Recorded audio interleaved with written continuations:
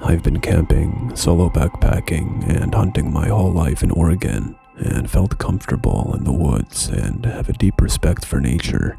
A few years ago, my wife, daughter, and 2 German shepherds went camping north of Mount Jefferson, Oregon. I've included the coordinates of our map site, which we found to be the perfect setup for us and our 2 dogs, who need the privacy since they are intimidating to other dog owners and can be loud when spooked. It was not an established campsite, just a nice horseshoe off a USFS road that had flat ground, full trees, and a fire pit. The first night, my daughter wanted to sleep by herself in a 2-man tent right next to ours. It was maybe 2 feet away from me and my wife's tent. We made the male German shepherd sleep with her in her tent. Guts is his name. That whole first night, neither my wife and I could sleep. We both heard footsteps and they were heavy, not like typical forest critters scampering around the night. I was well armed because I was paranoid from reading recently before departing about a dad in California who was shot and killed in a tent next to his 2 infant daughters. Needless to say, both my wife and I had 2 pistols and my rifle with me. The dogs are great at detection, and that is why I felt my daughter could sleep alone, because Guts is completely fearless and nothing would lay a hand on her without a battle to the death. All in all, nothing but bad vibes and loud footsteps occurred that night, which I ultimately decided was a deer or maybe some elk. We go for a walk down the road, and maybe 300 feet away, I see an abandoned road where a rusted gate post, the gate was missing, was covered in vegetation.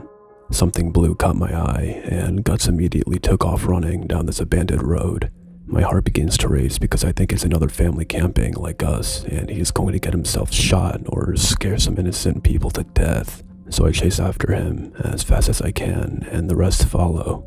He stops about 20 feet into the road, and me yelling his name, but I have covered just enough distance to see that there's nobody there, and something is off about that sight. I yell, "Hello? Is anyone there? Sorry about the dog." My curiosity got the best of me, and I had to see what the site conditions were. As I got closer, I know something was wrong. It had all the necessities for a campsite, including a cooler, propane burner, tent, blankets, folding table, everything you'd need, but completely destroyed, smashed, and torn from what appeared to be claw marks. We all walked around in circles, puzzled. Why would anyone leave all of their camping equipment and gear behind, including an expensive REI tent? I figured that someone left in a hurry, and animals got to the rest as the only logical explanation. Still, a propane tank and cooler were flattened by something, and it certainly wasn't snowpack with tree coverage in that spot. Me and my daughter are at the campsite, and my wife goes walking maybe about 70 feet north to do her business. I don't have a direct line of sight on her, but all of a sudden I see Guts make a mad dash straight towards her. Normally, he would always be with me unless he was called over, and she didn't call for him. His speed and focus caught my attention, and I knew something weird was happening. So I ran over, and there was my wife starting to jog over at me, and I immediately draw my pistol. Guts has completely continued running into the forest another 100 feet before I call him back, and he stopped. My other dog, Leia, who never misses the opportunity to be a pack leader, is not taking point. I've had her for maybe 7 years now, and this was the first time in her life she refused to leave my daughter's side. She was full hair raised and attached to us at the hip.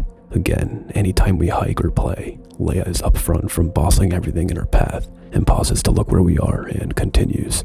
I asked my wife what happened, and she said, "I was trying to pee, and all of a sudden I felt all my hairs raise and I knew someone was watching me. And then I saw Guts running towards me, and I just got up to move towards you."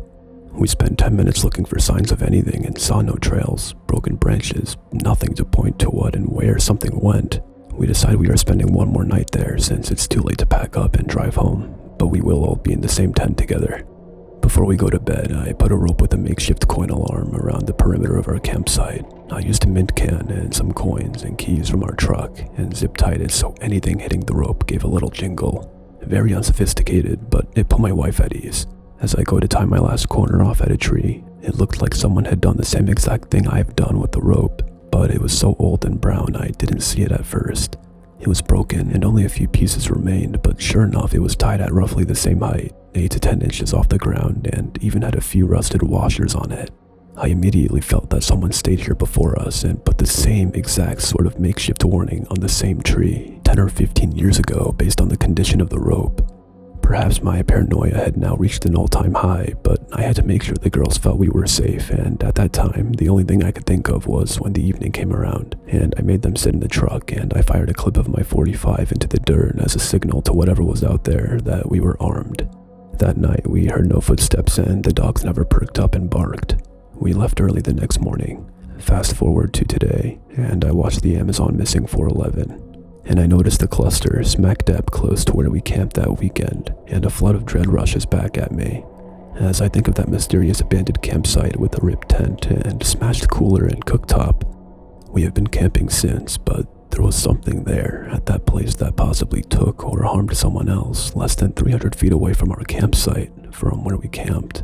And we all thanked our lucky stars that Guts was doing his thing so well that afternoon.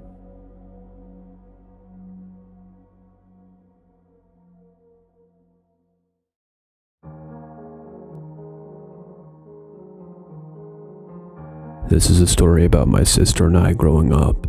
My parents moved into our house about 6 months ago before I was born. When I was 4, my sister came along. It was an idyllic childhood for 2 young girls, and most of our days were spent in the large oak tree on our front lawn. Then there was Sammy. Sammy was about 7 when I was born, lived next door, and had a severe mental retardation. We were a little frightened of him. He was big and very loud and strong.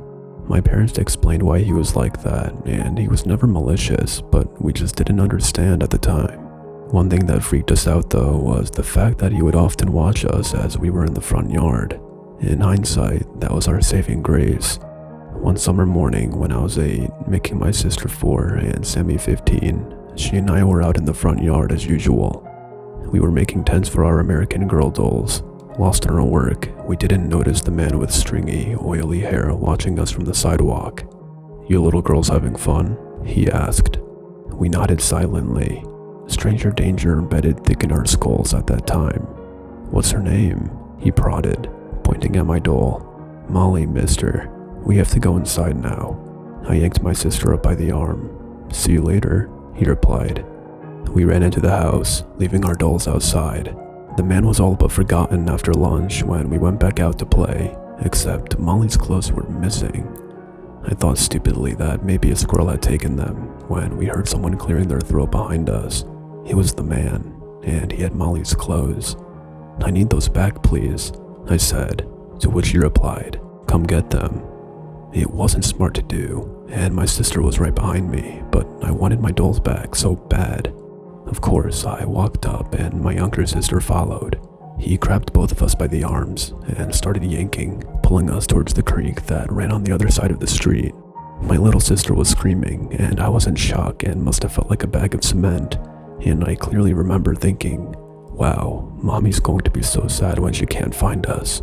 Suddenly, a great lurch from behind us threw the man off his feet, and he and my sister went down while I unsteadily held my ground, spinning to see who it was. It was Sammy, and he was fuming. He kicked the man, grazing my sister in the process. "Nobody touches my girls," he stuttered, kicking the man again. The guy took off running.